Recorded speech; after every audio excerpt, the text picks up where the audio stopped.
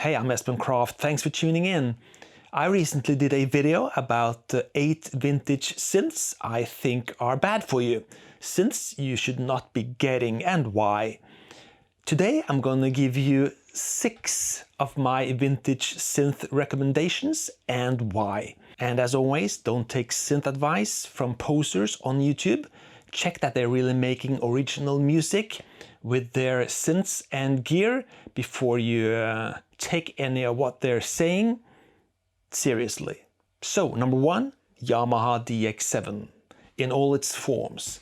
Still available for a reasonable price and still capable of doing almost any kind of sound possible with the right programming or tweaking of presets. You can make it sound lush, raw, gritty, beautiful. Basically everything you want to do, you can do with a DX7. So that's number 1. Number 2, the Roland D50. For pretty much the same reasons as the Yamaha DX7, it can do so much.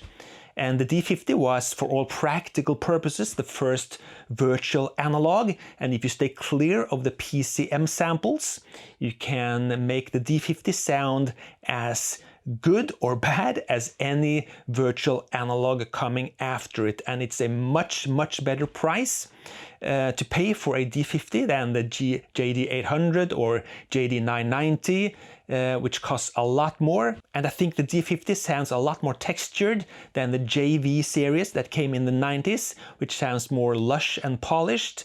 They don't have the grit of the D50. So D50, my second recommendation. Number 3 is also from Roland. It's the Alpha Juno 2.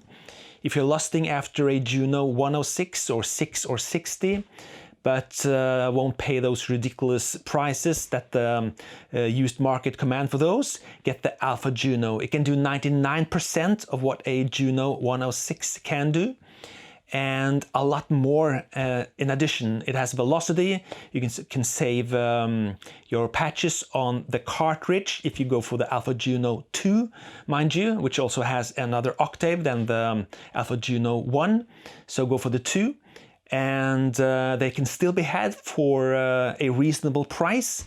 So recommendation number 3 is the Alpha Juno 2. My 4th recommendation is the Kawai K3. Very underrated, undervalued. It's a kind of a poor man's sequential prophet VS. It doesn't have vector synthesis, but it has a combination of digitally stored waveforms and beautiful sounding SSM analog filters. It has additive synthesis, so it can do quite a lot of things. If you program it right. If you program it wrong, it'll sound stale and boring, but if you dig in on it, you can make it really sing. So the Kawai K3 is my 4th recommendation. And for my 5th recommendation, I'm going to throw a curveball at you. Number 5 is get one of those old Yamaha Electone home organs from the late 70s and 80s.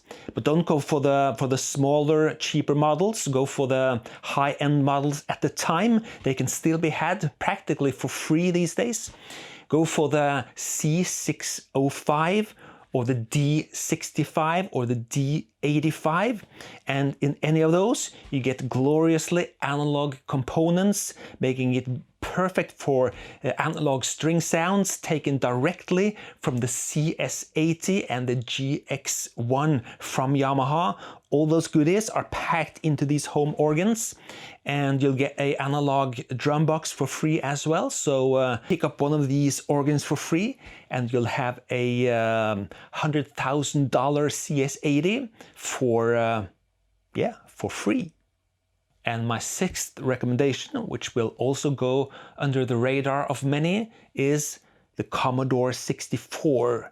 Now this is a 4-voice analog synth, pulse width modulation and everything, and it's perfect for bass, perfect for a lot of things.